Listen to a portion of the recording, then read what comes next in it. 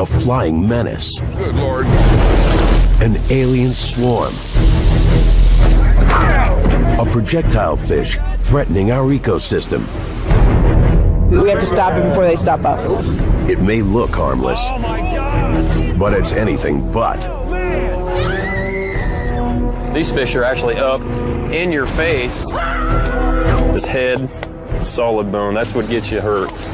These dangerous foreign species are determined to survive in a hostile takeover.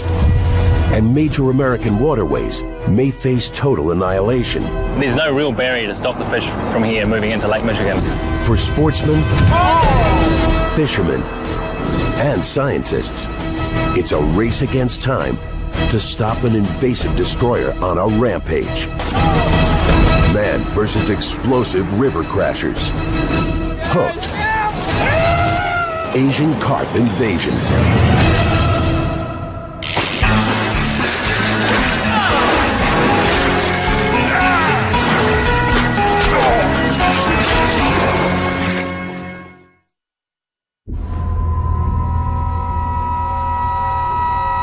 Unwelcome foreign intruders, originally introduced by human hands. Escaped invasive species can turn a native ecosystem into an environmental catastrophe. Years ago, a fish called the Asian carp was brought to American waters to solve a problem. But the big, hungry, and very prolific fish soon became a major problem itself. Today, the U.S. faces one of the most alarming aliens ever. It's already here, threatening to decimate one of the Earth's largest waterways, the Mississippi River Basin. And now, these ecosystem invaders are headed towards an even more dangerous territory, the Great Lakes. Species is rapidly approaching Lake Michigan. Ravenous, fast breeding. If these alien species colonize the biggest freshwater system in America, they could cause devastation. They've invaded nearly every waterway. Now they threaten the Great Lakes and its $7 billion industry. As research teams race against time, one of the 21st century's most frightening environmental questions may be contained in a few samples of water. The trouble is we keep pushing the limits and we keep finding carp. The intruder, a fish with a nasty habit. When threatened, it launches like a flying projectile. Can it be stopped? And where is it headed next? They've took it over. They're not taking it over. They've took it over. And that has some experts extremely concerned. It's America versus Asian carp.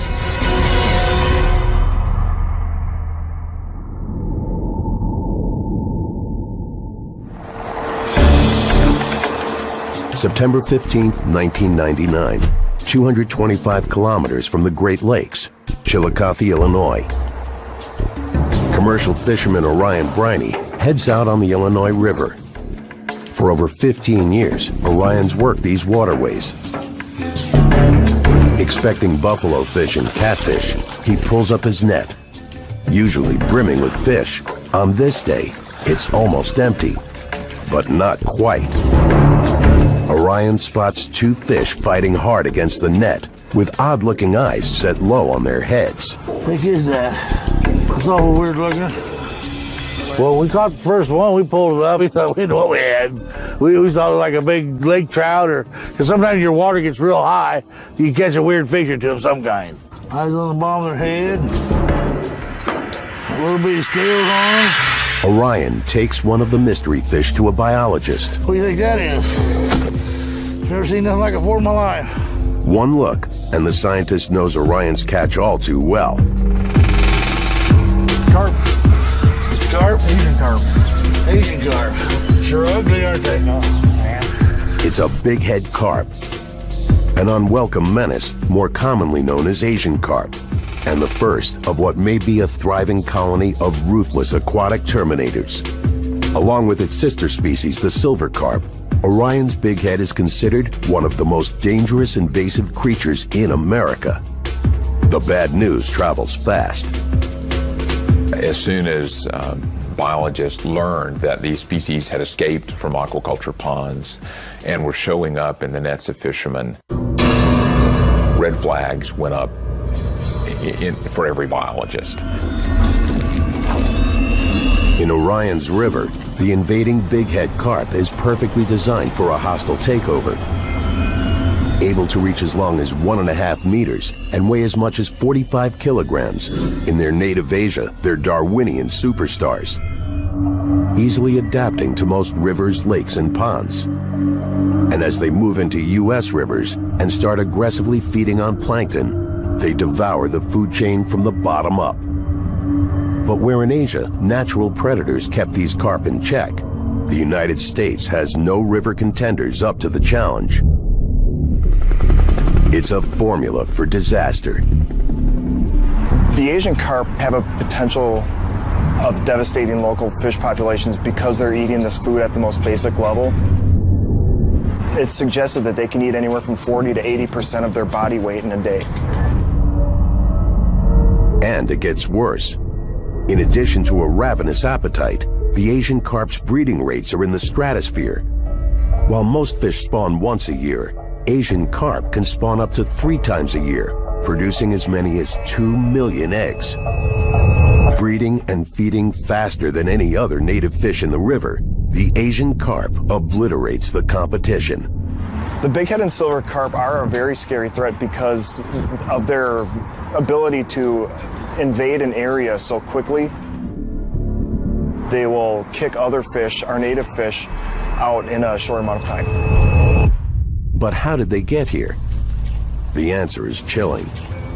Like many invasive species, these dangerous intruders were deliberately brought by human hands.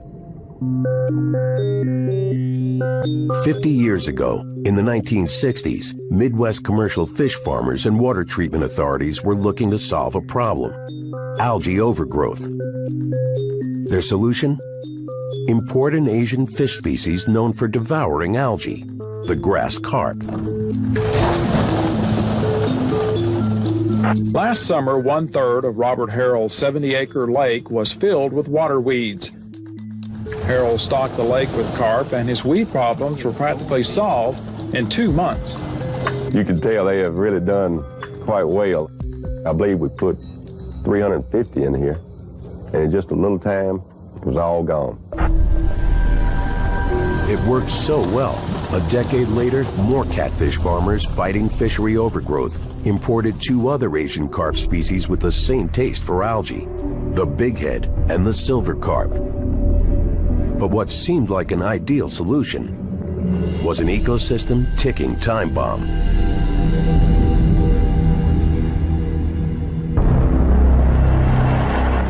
Summer 1993.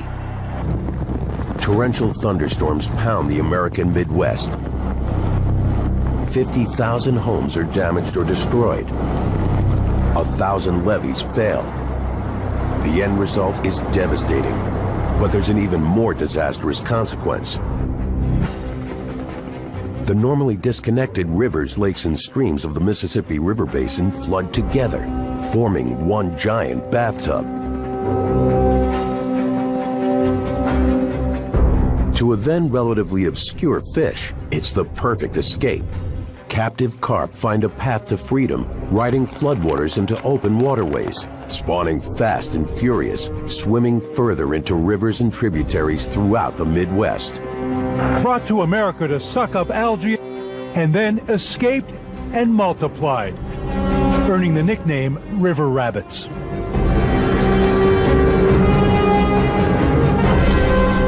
An unnatural disaster had begun.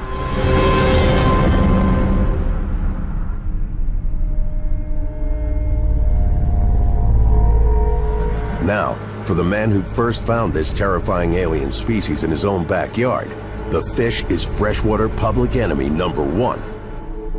Soon after his first sighting, Orion watches an ecosystem under siege. The bighead are so much larger and stronger than native fish, none of the local fishermen have nets strong enough to hold the invaders. The first year or two, I just don't want to fish for them. You can come out here and literally see 40 acres of them. There'd be so many you couldn't even run the motor through them. You start running your motor through it, and it'd just be red blood behind you. When we went out there, you don't even turn them nets up. It wasn't very long after most of your fishermen quit fishing. And there's more to this menace. With no natural predators in the Illinois River, the bighead multiply at astronomical rates, taking over and dominating the food chain. While alarmed Fish and Wildlife agencies try to strategize comprehensive solutions, they are big, ugly, and abundant. A nearby processing plant decides to harvest and sell Asian carp as food. In a desperate attempt to save his own livelihood, Orion modifies his gear to stand up to the aggressive invader. I had the first nets built, and I was the first one on them. Orion once harvested buffalo fish and catfish. Post-Asian carp invasion, the fish have all but disappeared. Orion's only solution? Change his business model. Make the alien species his catch. He recruits his stepson Jeremy and 13-year-old grandson Levi. Yet even with a team, Asian carp catching is challenging. You know, it's just completely different ball game. You got to hold more nets. You got to make bigger nets. July 9th, 2009, Chillicothe, Illinois. Orion and his two-boat crew head out to capture the invasive carp. We got fish already.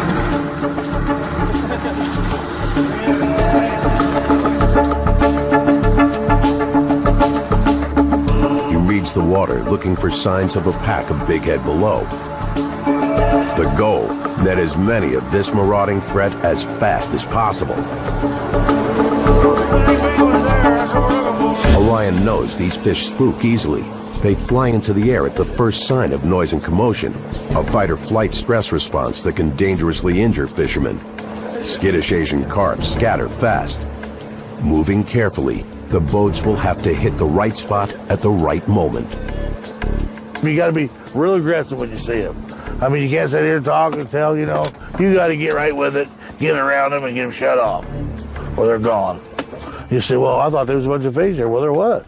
But so they beat you.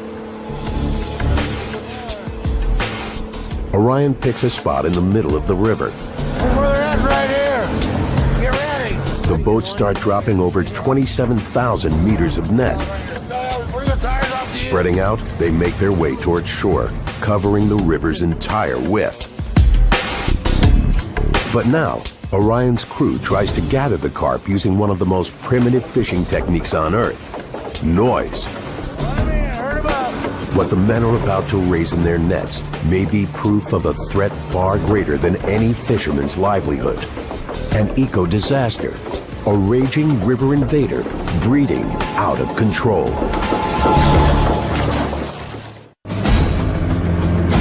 Chillicothe, Illinois, 225 kilometers from the Great Lakes. Fisherman Orion Briney and his team are on the hunt for an invasive Asian carp menace, the bighead.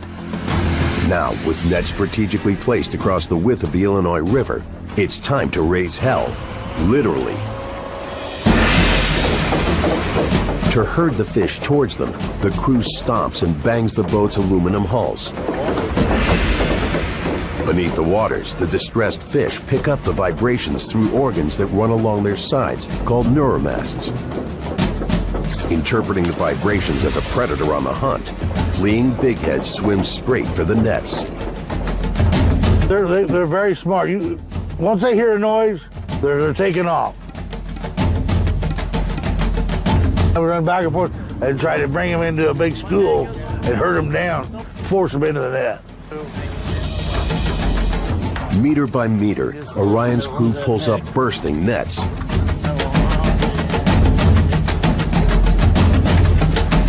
Now, to get the fish to market, it's a race against the sun's baking heat.